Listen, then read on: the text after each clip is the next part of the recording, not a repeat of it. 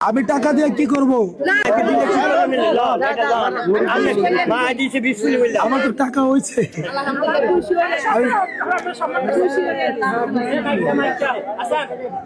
আমি টাকা দিয়ে কি করব?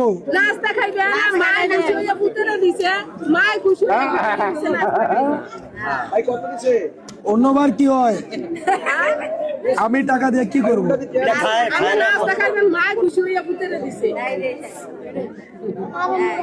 অন্যবার মেম্বার চেয়ারম্যান এটা দেওয়া যায়, আর আপনার আমার বাচ্চা কয়ো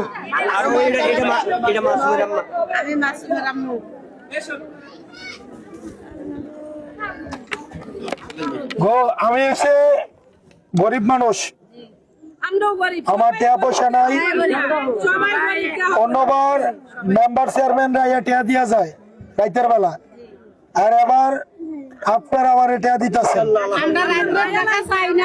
এই টিয়া না, এটা হচ্ছে আপনাদের বিশ্বাস।